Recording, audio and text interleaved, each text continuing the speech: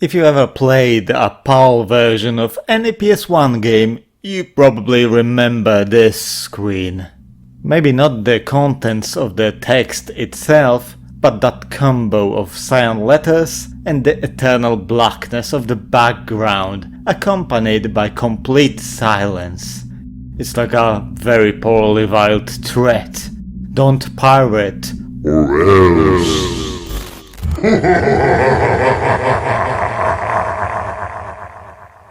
But of course, that stopped nobody. And we pirated up to 11. Not to mention that many of us simply couldn't understand the words presented on screen. And contrary to what every big publisher says, I think that piracy actually helped the hobby grow in that era and vastly popularized gaming. Not to mention that the extreme majority of people who pirate games wouldn't purchase them, even if piracy wasn't a thing. Be it because of the pricing, because try rationalizing buying a game that costs 1/3 of your country's minimum wage, or difficulties with acquiring the legit copy. Of course, I highly encourage supporting developers so they can deliver more of the product you love. And paradoxically, pirates often advise you to do so as well. Anyway, while guys who burned and sold pirate copies, earning a lot of cash in the process, and often being associated with actual hard crime groups, were morally dubious at best, I have nothing but respect for the actual crackers.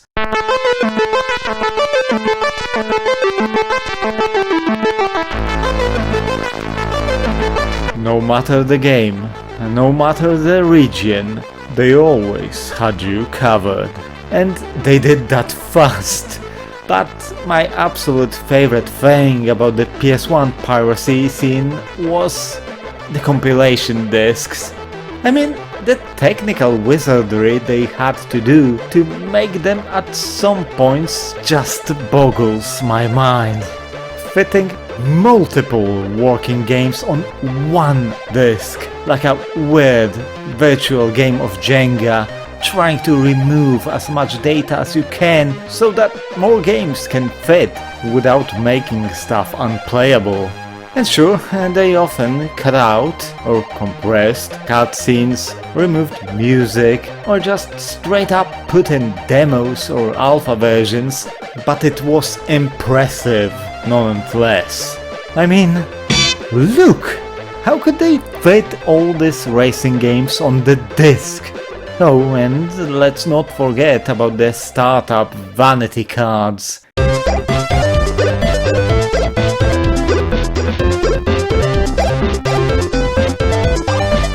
Yeah, that one was super crazy.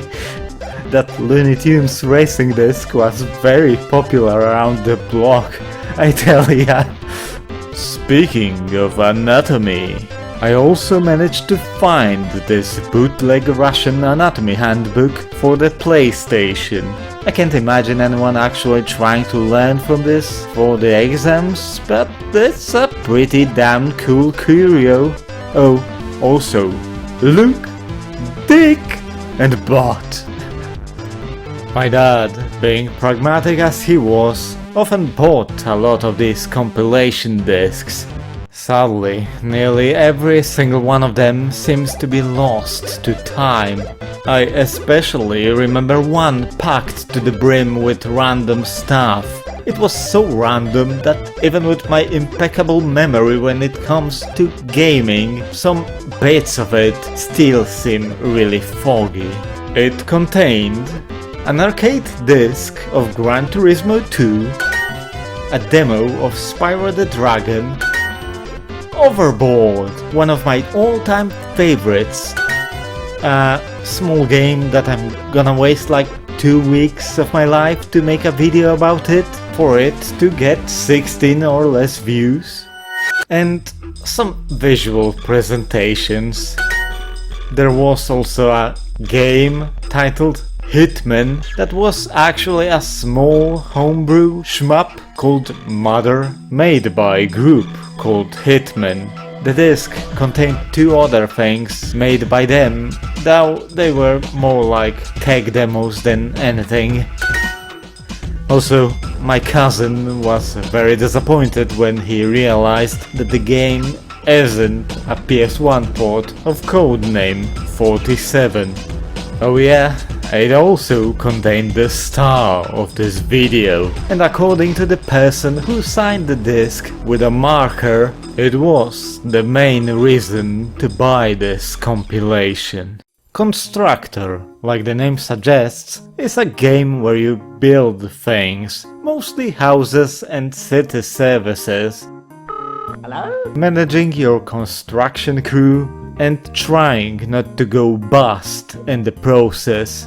But as you'll quickly get from the intro, it won't be your standard SimCity clone for nice children. Also, mwah, to these character models, they are 3D rendered, but at the same time mimic the Aardman animation style perfectly. Fittingly, as the game is very British. And can I get a moment of silence for my guy over there? Being drowned in the concrete. He was a good man. What a rotten way to die. To be honest, there couldn't be a more fitting introduction for the things to come. Being booted to the main menu, the player would soon realize that the standard PS1 controllers aren't the best way to play strategy games. Still, moving the cursor with the analog isn't terrible, and you can remap buttons. There even is a unit grouping feature. Constructor doesn't really have any campaign or anything. It's just you and 1 to 3 CPUs building a city in one of 5 available regions, trying to complete the goal you choose at the start. There are 3 difficulty levels that influence the starting money, available levels, and how aggressive the CPUs are. If you go with easy, you can actually play the game solo, and that's a really sensible choice if you're new to the game. Seriously, there's no shame in picking it, as there is a lot to learn when it comes to Constructor. The game starts you with a single estate for you to fill up with buildings, an HQ, 2 foremen with 3 workers each, 2 additional workers, and 2 repairmen. As we all know, unsupervised workers do everything but do what they are paid for, and that's why they need to be assigned to a foreman, who is basically a squad leader. Every worker, up to 5, under his command will follow him wherever he moves. With that, we can build our first structure, the woodyard. Obviously, the more workers you assign, the quicker it will get built. And while our boys are working, can we just take a minute to appreciate the animations in the upper right corner and voice responses? Are you kidding or what? The game just oozes with character, and it just keeps ramping it up as it progresses. Building a woodyard unlocks the first resource out of 4. Wood. Man, don't you just hate when this happens? And structures made out of it. We also get 6 complementary units of it, so we can build our first houses. Which, at this point, seeing that we only use wood, are more like sheds than anything. Anyway, after picking the type you want to build, you choose the size of its plot. Every building has a minimum amount of space that it takes, but you can increase it if you wish. Just be very careful, once accepted, you're stuck with it, and if you want to change it, you'll have to demolish it with your foreman. But don't worry about it, I'm sure that these ugly empty spots that are too small to be built upon won't cause you any trouble in the future.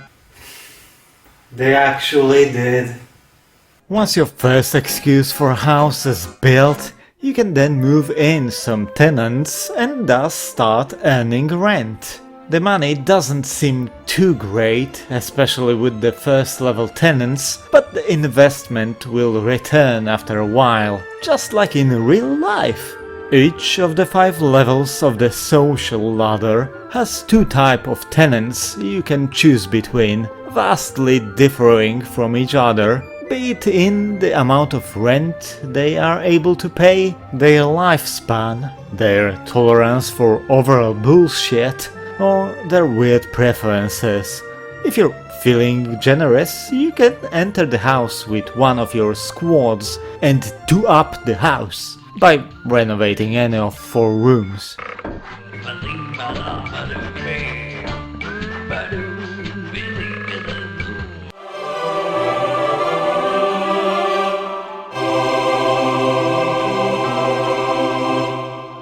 The game, sadly, doesn't tell you what each upgrade does for the tenants, forcing you to consult the manual, but watching rooms change after each investment was its own reward for the 7-year-old me. I mean, that aesthetic just looks super cozy. They could have just gone with a generic spreadsheet-like screen, but instead went the full mile. Also, it's quite funny that a simple shed can house all of this. Oh, you can also build a neat fence for each residence, and it's actually quite important to do so. After building the first 2 houses, you'll have to actually get some wood by sending your work gang to the wood yard, as it's not automated. The more workers, the faster it will produce you. Oh yeah, heard that? That was our first complaint. Who would have thought that someone could be bothered by loudly working machinery that is near their house? Complaints are like little side quests that you have to resolve or it will majorly suck for you. As long as the complaint is active, the tenant will get progressively angrier, and an angry tenant equals you not getting what you want from them, and a faster house degradation, eventually ending up with them just living while demolishing all the rooms. And if you don't fulfill it in time, well, they will report you to the Almighty City Council. While you are a private contractor, you still work for the city, and they will look for every single excuse to make your life miserable, just like in real life. So prioritize the complaints, really. Being a developer and a landlord isn't as cool as they are advertised. So, once you get as many units of wood as you need, just stop working on them and build more houses. After you build one of every type of house available, you unlock another yard to build, this time cement. And with it, new buildings. This is how you tech up in this game. Build 3 different houses of your current tech level and then build a yard that produces the next resource. Simple, no research needed. Houses of the second tier finally start looking somehow presentable, and once built, you'll notice that there's a second tier of tenants, but for some reason you can't pick them. Oh well, first level will do. Then you'll want to expand even more, but the council will show you the finger and say that you have to fill at least 65% of the land you own. So these spots can and will bite you in the ass if you're not careful. So, out of spite, I built a single shack with the largest empty-ass garden I could. and for some reason nobody really wants to rent it. Weird. So I just sold it on the free market to earn some cash. At least I can still buy the new estate. Speaking of gardens, I got another complaint, this one about them having a large empty garden. I wonder what they would think seeing my last Wait, what the fuck? What? Did they just start building on my land? Seriously? Look at the size of that plot. It's such a waste. So I just got all my men and sent them to beat the shit out of the other group, because that's how you do it in the construction business.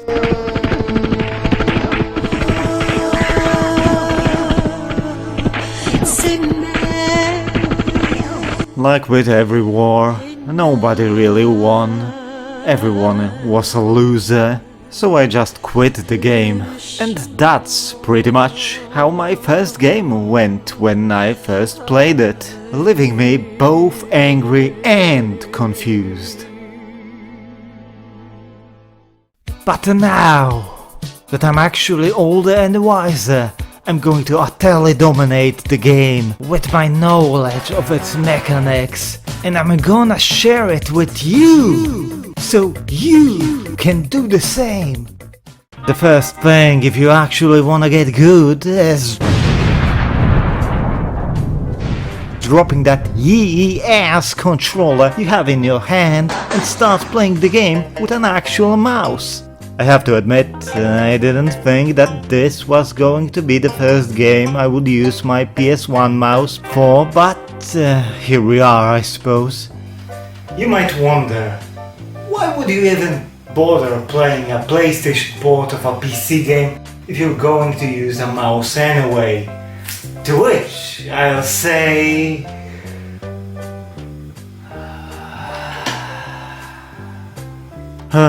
It feels extremely weird, and it's not as comfortable as on the PC, I guess, but still infinitely more precise than going in with the DualShock.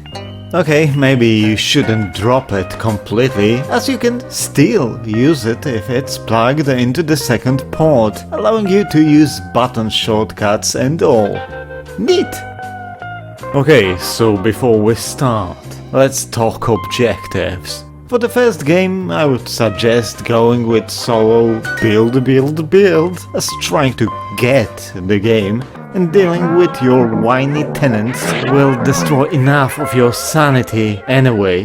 Others are as follows. Egomania, where you have to go through the tenants' social ladder as fast as you can, so you'll be able to unlock and build 7 increasingly impressive special commissions. World domination requires you to have at least one house on every estate in the game, promoting aggressive expansion and going with quantity over quality. Utopian state goes the other way. You still will be building a lot, but you'll have to go all in with the quality. Large plots holding beautiful gardens, fully upgraded houses decked out with gadgets, all that while keeping rent as low as possible. All that to create a perfect tenant zoo, by keeping 3 tenants of each kind at over 90% happiness.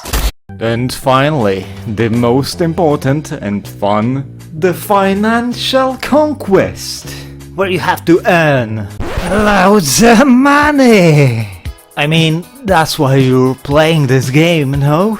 To see the numbers grow at increasing pace, to earn loads of money.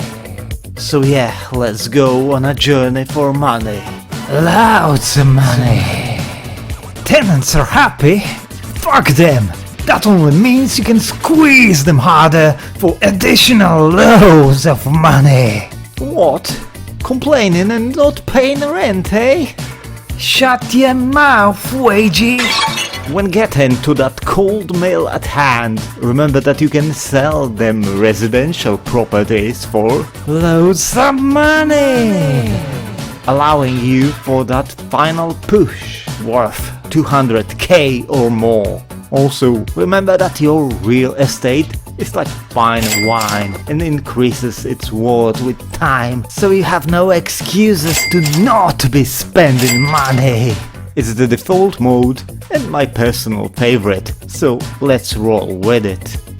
The second super important thing? Remember to always pause when you're thinking about what to do or moving the screen. Time means money!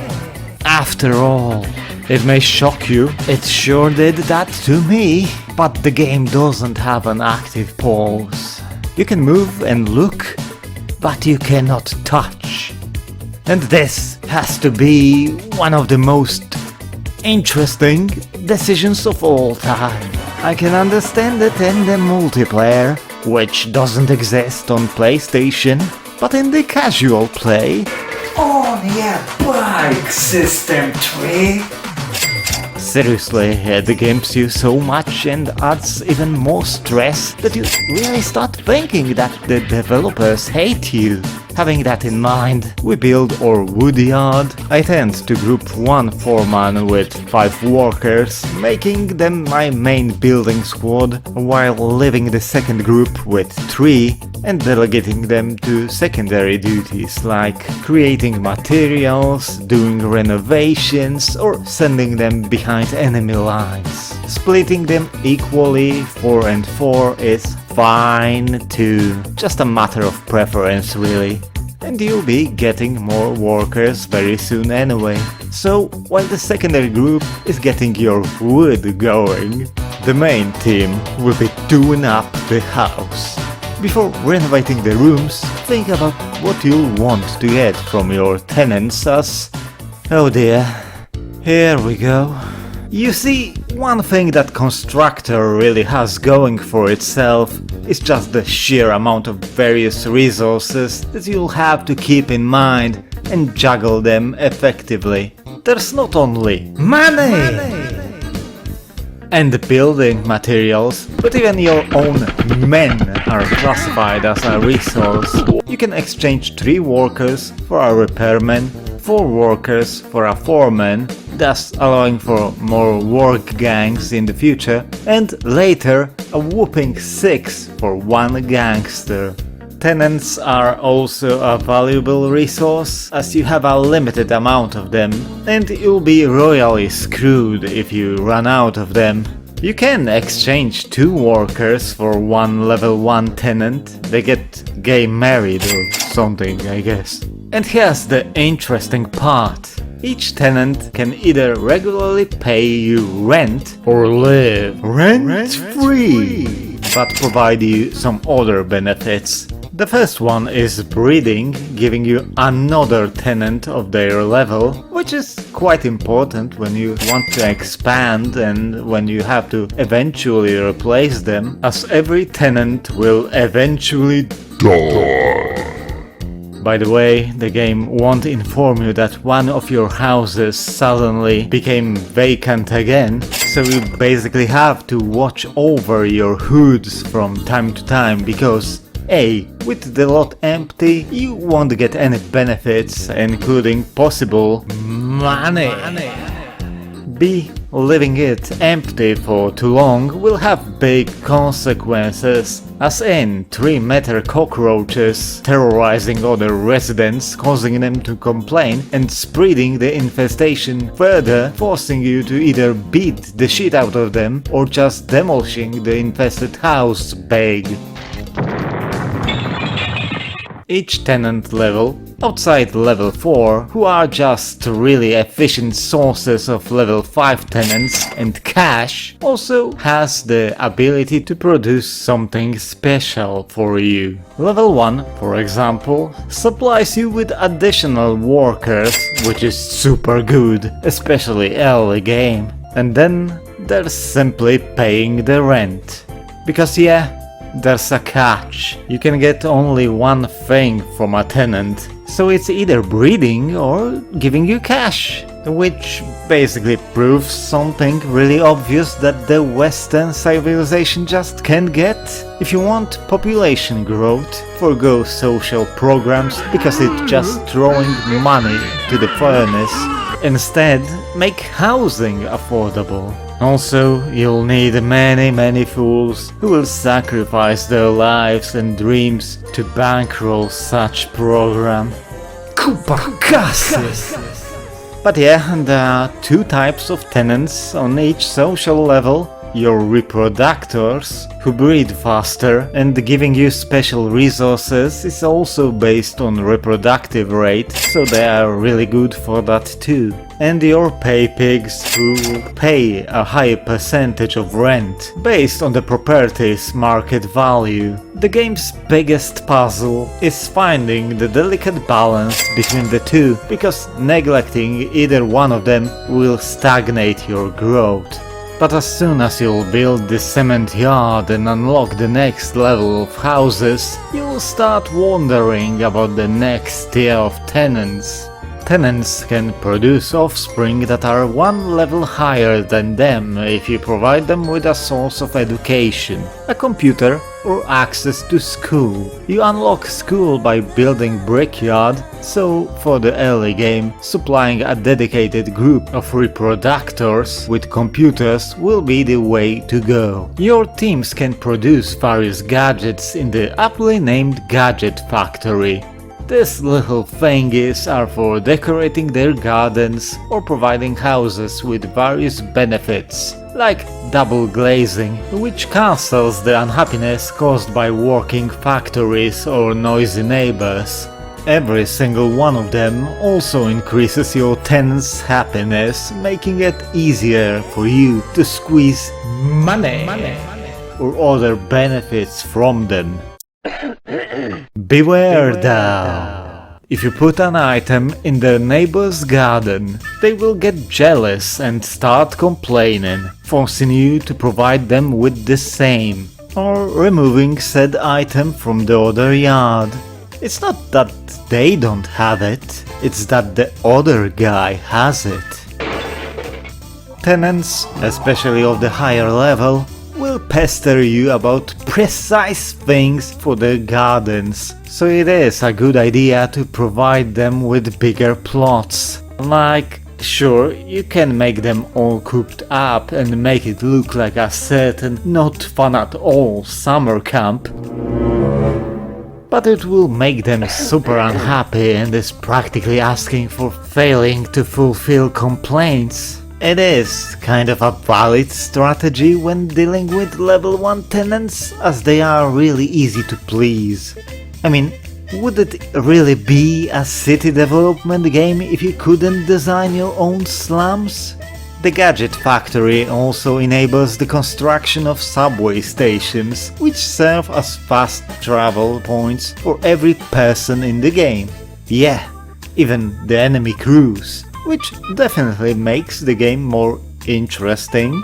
You choose their placement yourself, and having a good network of subway stations is a must if you want to efficiently control your HOOOO.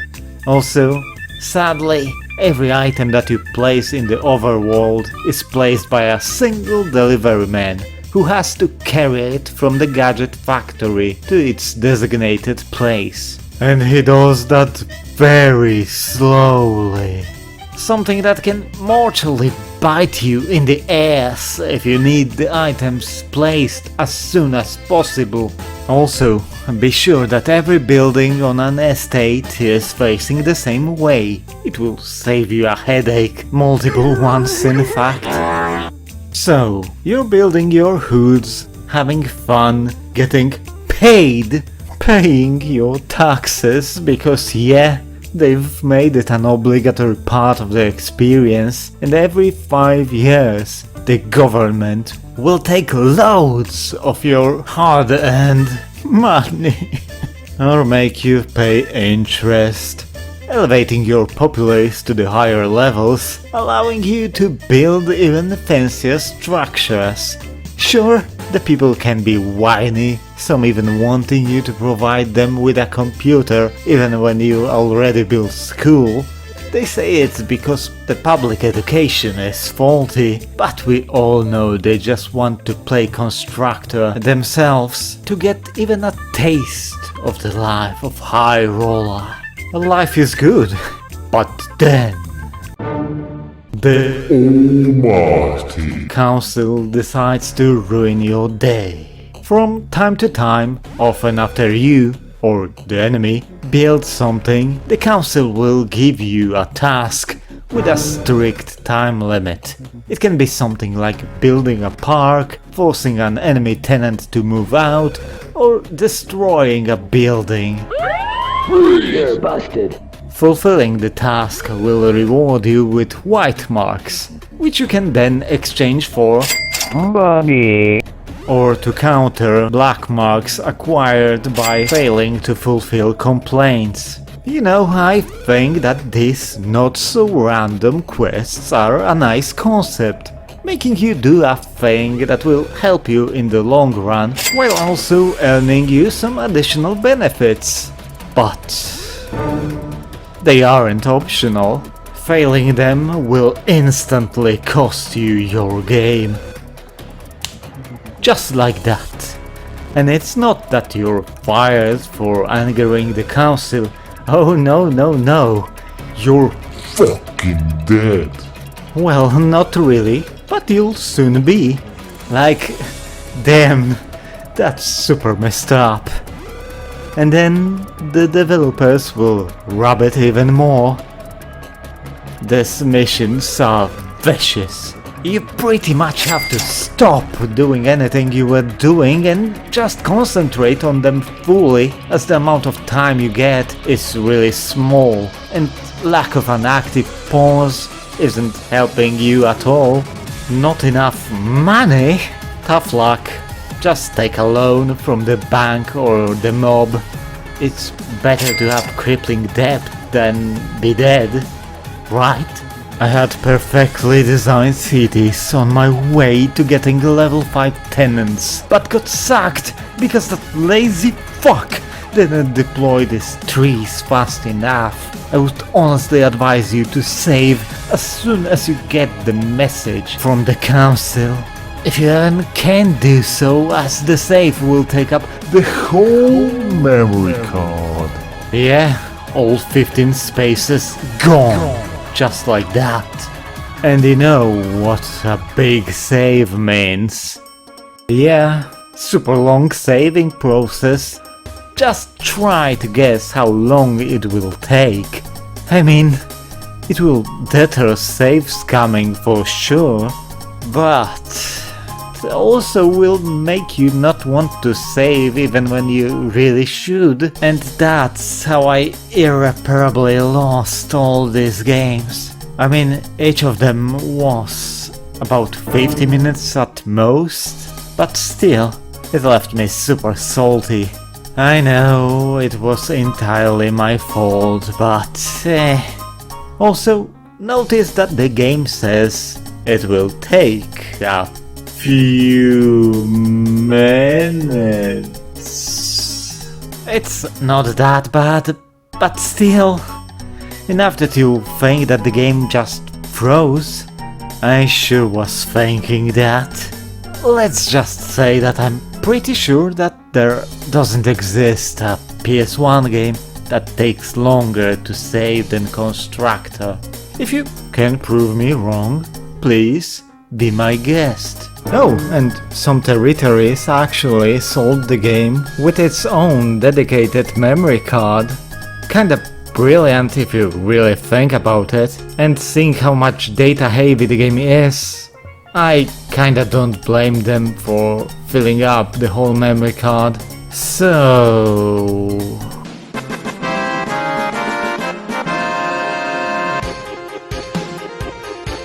okay, now that the warm-up is over, time to play the game like it is meant to be played, against an opponent.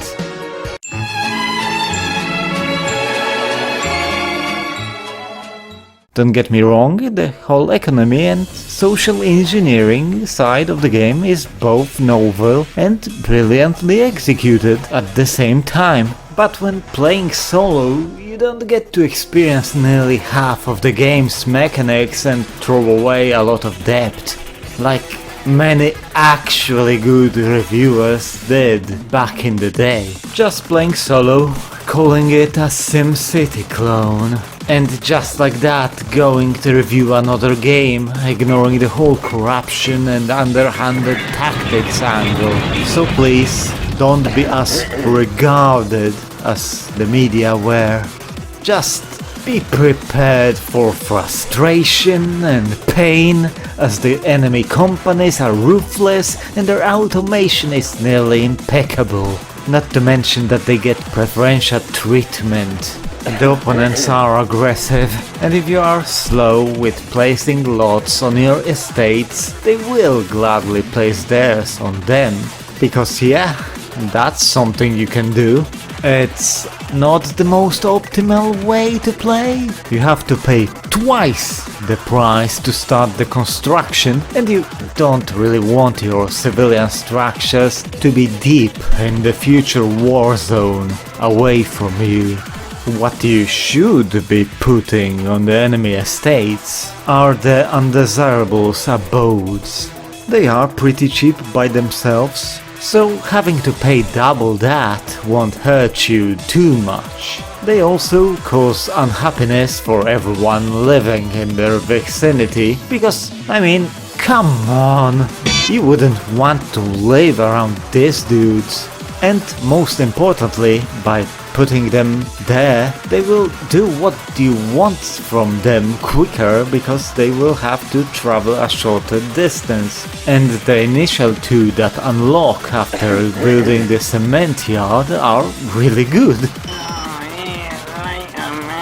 Hippies can block enemy factories from producing resources, squatting at their empty lots, or luring enemy hippies from squatting in yours, or simply pulling out their ghetto blasters to cause a mad party, distracting everyone close enough, enabling you to do some other nutty things, like capturing their properties. Because you can do just that with your foreman. They will simply destroy the property's fence to claim it as your own. The better the fence, the longer it will take to destroy it. Then you can just sell the property for a quick cash influx, or use it, though that's pretty risky, and I would advise against it. It's good to have workers as an escort for your foreman, as the enemy will send their goons to counter you. Worker fights are pathetic, slow, and frankly quite boring. Also, the AI is really shit, and they won't react or do anything until they are attacked, or you straight up command them to do something. They have zero initiative of their own. Also, injured workers move really slow, so I would wait with fem fights till you have a hospital running. The second one is the thief, Whatever you want, I've got, mate. CDs, videos, Okie Dokie 2000s. who resides in the pawn shop. And I think that he is the main reason why there's no active pawns. He is that good during the early game. He can steal resources from the yards and factories, 10 at a time, freeing your workers from having to produce them, money from the enemy HQ, and while the amounts stolen don't seem like that much, if you place your pawn shop near the enemy HQ, you'll be able to siphon their funds constantly, as there are no cooldowns. As soon as the thief returns to his abode, you're able to send him again. Seriously, it's such a good early game source of money that I would even consider building another one as soon as it is possible. Oh, yeah. You can also steal a gadget from the enemy house, or a weapon from the enemy gangster. But when compared to the previously mentioned ones, in 99% cases they are just a waste of time. Though the enemy gangsters start up with shotguns, which is completely unfair, so stealing weapons could be situationally okay, I guess. If the gangsters didn't suck! By building Mob HQ, role-playing as an Italian restaurant, you get your first gangster, who you can send to attack people or buildings. At first, they are armed only with knives and are just marginally stronger than workers, and should be accompanied by them anyway when doing their job. As they kill more people, you'll be able to buy them weapons. And they aren't cheap. It would be fine and dandy, if just a bit disappointing, if not for the fact that each kill command takes out mob favor. If you run out of them, you won't be able to use gangsters at all until you get more, either by producing more gangsters or delegating level 3 tenants to produce bribes for the mob. Yeah, really. And I will remind you that you get 1 gangster for the price of 6 workers. And sending multiple gangsters into a fight will consume multiple favors. I think that bribes allowing for better equipped gangsters would be much better. But it is what it is. To protect yourself from the undesirables, you can build a police station, which will then send out policemen to patrol and arrest any shady characters they spot, as long as you support them with cadets, produced by level 2 tenants. Each cadet provides 100 days of police patrol at 100% effectiveness in 1 estate. You can add more policemen to other estates, but it will drain your resources faster, so take my advice and protect only your factories and important tenants, just like in real life. It demands a lot, but at the same time is extremely powerful, especially if you build a jail, as it will render a gangsta or undesirable useless for a long time. Also, AI tends to get their police really fast, making your harassment campaigns a lot tougher to execute.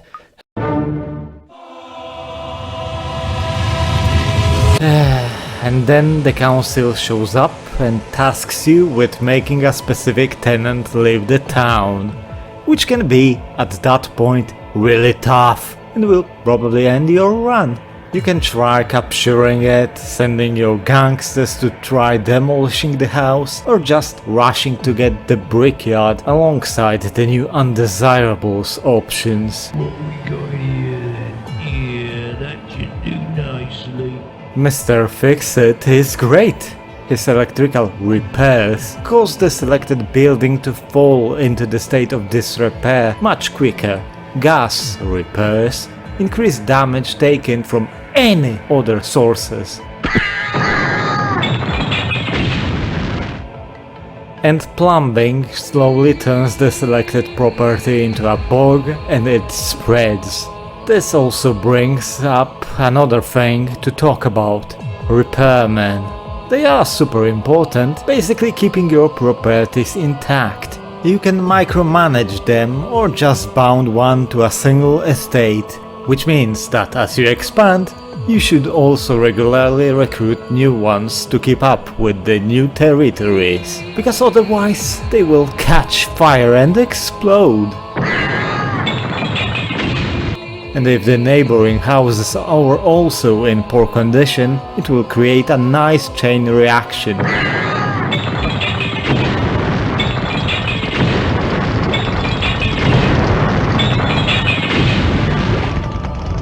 Picking off enemy repairmen is a valid strategy, one that can cripple them if done correctly. The other unlocked undesirable type are thugs who live in an apartment block. As someone who lives in one, I should be offended, but... that's kinda true. These nice lads are proficient at harassing tenants by cruising and bruising around the block or targeting a singular house. They also can throw wild parties that will degrade that property's rooms, even to negative levels, or fight with other groups of thugs sent by your competition. They are underwhelming and not really effective, especially when used on lower level tenants. Oh, right, the obligatory mission from the council. Yeah, the first time trying to make that tenant rage quit will probably end up poorly. Overall, I thought that I was ready for what was in store when fighting with the CPU, but no. It's really chaotic and it is really easy to be completely overwhelmed. Actually, I would say that the better strategy is to just concentrate on a strong economy, happy tenants and getting a workforce. But if you do that, the enemy will just grow unrestrained and crush you later, while being nearly immune thanks to their police station. And then you'll get that council mission that will simply kill you. And while hiring thugs to scare away the tenants seems like a go-to option, it's not exactly super reliable, and to be honest, the much safer option is just throwing everything to the side and trying to rush to get to the final tier of buildings, the ones made out of steel.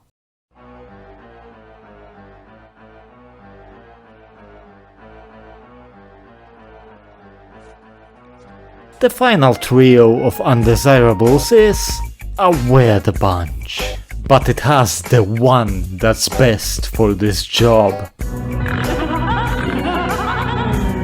Poltergeist can just haunt the house and make the tenant run for his life.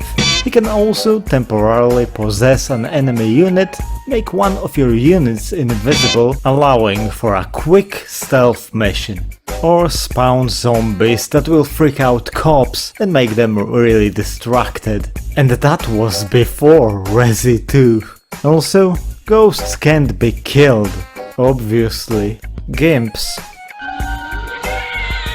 or psychos can terrorize the enemy gangs, destroy properties' fences, making them ripe for capture, or just straight up attack a building, being much more effective at that than gangsters are, while not requiring favors to do so. And finally, the clown who is living in the arcade.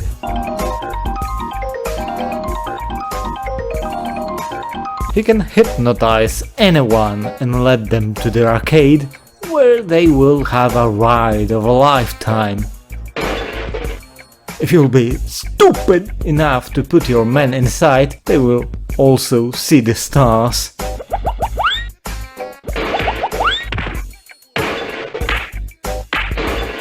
Something that I have painfully experienced myself. He is also quite skilled arsonist, which is super destructive when paired with a gas leak. He has some support utility in distracting dogs. You can produce dog houses in your gadget factory. Once placed on a property, the dog will protect it from the enemy personnel and undesirables. Really handy for their price. And finally, he can scare ghosts away from your property by telling bad jokes. What a legend!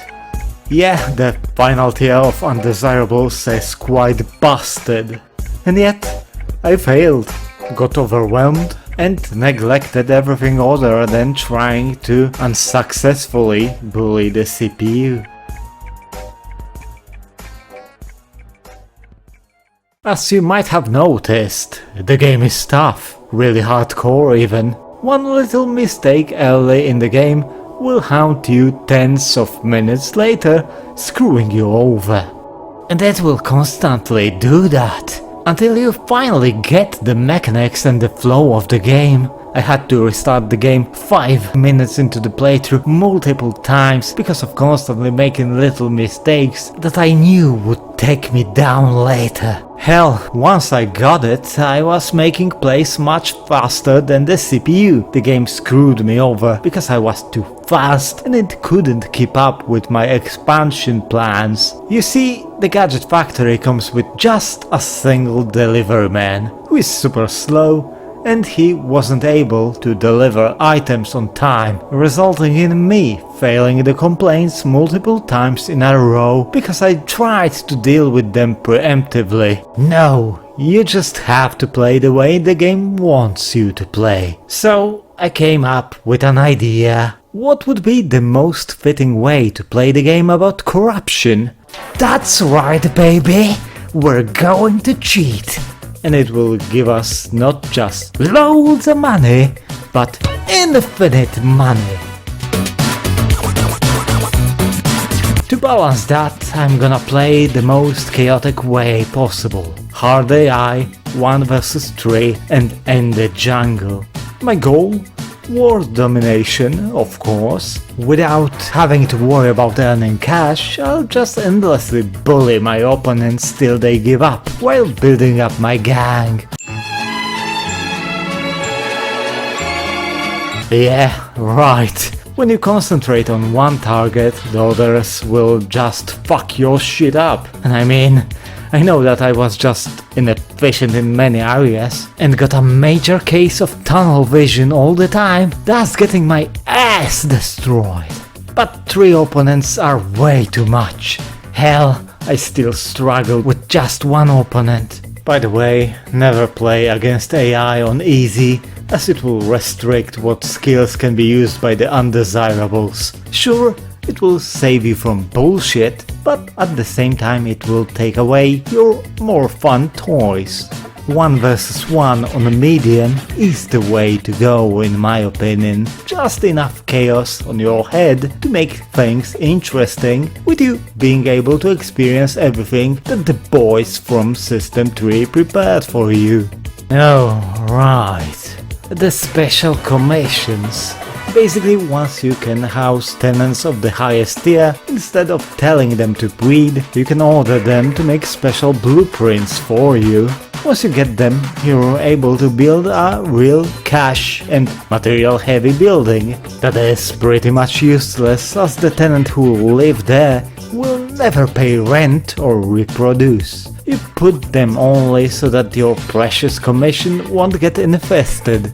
Still, it's quite funny to put a family of slobs in these masterpieces of modern architecture. Do that 7 times and you'll win the egomania scenario. Otherwise, it's just a waste of money. And you'll get nothing, just like from watching this video. Snip the money, poor sod! So, it would be a good time to summarize the game, eh? Constructor is definitely a one-of-a-kind strategy game that masks itself as a city builder and a landlord simulator, yet in reality is a brutal RTS where your micromanagement game has to be without a fault. It has plenty of unique mechanics that play off each other perfectly and reward you for your attentiveness and smart decisions after you master the tough learning curve. I have to tell you, it's one of the OG losing is fun games, where every mistake is a learning experience, so you make even more of them just to learn more. The graphics are pleasing to the eye and easy to read. It's a bit sad that there's not much music, but the little tracks that are present are truly iconic, and so are the sound effects and voice lines. At least you can play your favorite home improvements mixtapes, right? And the whole feel of the game, the humor. It's so cartoonish, crude and lowbrow, and at the same time it's an infinitely more realistic portrayal of how dirty the construction business really is. The mutual hatred between tenants and their landlords, and at the same time the need for them to coexist peacefully, and the overwhelming corruption when it comes to people in power. And despite it being really British, it's perhaps the most Polish experience in any video game. How? Well, who back in the 90s were the main force behind any of European and UK construction team? Poles. That's who. Lowly paid, not very bright, and lazy if not supervised. You may think that Gothic was the perfect portrayal of how Polish society really looks. I mean, it did came close, but Constructor beats it to a pulp. If only there were more apartment blocks. Then again, we can construct them and they house the all good boys who just enjoy footy way too much. While the game plays better on PC, obviously, I'm really happy that they actually ported it to the PlayStation, because without it, I would probably never discover this absolute gem.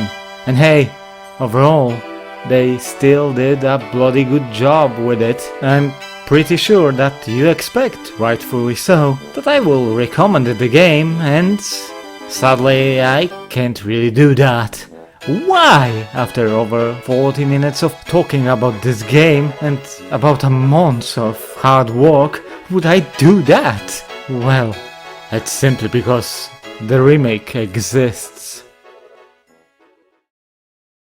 You know, when I first saw the graphics of the 20th anniversary remake, I was very skeptical, thinking that it would be just a cheap imitation without the charm of the original, made for like iOS or something. But I ate my words and even came to enjoy the new graphic style. And it's a really faithful remake that also improves the quality of life without harming the overall experience. Like, you can't even imagine how well the game communicates everything with the player now. And you have an active pause now. It wasn't there at the start, but they patched it in later. But it is here.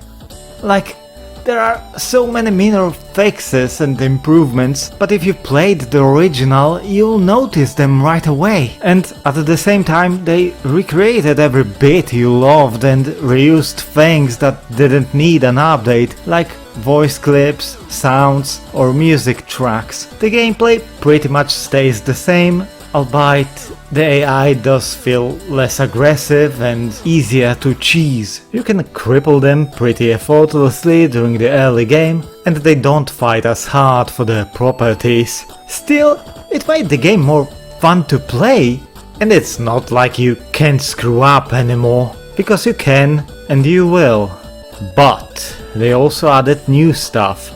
Mission mode, World Designer, the well-needed tutorial. Every complaint is now read with proper voice acting, and it's bloody brilliant. Why has that greasy git next door got a gnome? I want a gnome. The wife wants a gnome. And the kids want a gnome. Also, achievements and trophies. If you're into that, getting everything is a super painless and enjoyable affair that will take you at most 15 hours. Highly recommended, especially since each achievement comes with a gut-busting joke. Infested colon! Call the exterminators! There are 3 gaffs crawling with vermin, and I don't mean the tenants. Hi, Roller! Congratulations! After all that effort, you now have 100 grand in the bank. I bet you wish it was real and you were in some swanky nightclub up west with some top totty, instead of being stuck in front of a computer in a dingy room playing this rubbish. Life can be so cruel. Some hit a bit too close to home though. Constructor 2017 is why this video took so long, as I simply got hooked on it. It's the definitive way to play the game. Well, there's also Constructor Plus, which expands the game even more, adding new environments, scenarios and buildings, but to me, that's just a bit too much. Still, For complicated reasons, it's cheaper than the base version, so it would be silly not to grab it, especially since it has a separate trophy list. Beware though, it's much tougher this time. There also was a direct sequel to Constructor called Mob Rule, but it was PC only and had a lot of questionable decisions involved. So while the original Constructor is great, it's just completely declassed by its remake. I never expected to like this game as much as I did, but here we are, nearly an hour later. System 3! Come on, give me Build a City now! And now, the message from Mark Cale, the main designer of System 3. Okej, Janusz, to już się kameruje. System 3 has been in the business of producing quality computer entertainment products for 15 years. During that time, my company has always tried to create the best games for you, the personal computer and games console owners around the world. With a game of Constructor, the company has surpassed all its previous successes and reached a new pinnacle of originality and gaming experience. Constructor is a hybrid game, not easily fitting into existing gaming categories. Over the many years taken to develop it, the original idea has continually evolved and improved to meet the high demands and expectations that today's game players have. I would like to take this opportunity of thanking all the creative people in the Constructor development team, in particular John Twitty and Phil Thornton, for all the hard work, dedication and enthusiasm they unselfishly contributed to make this such a great game. I hope you enjoy Constructor and look forward to other System 3's products in the near future. Mark Cale, Executive Producer of Constructor.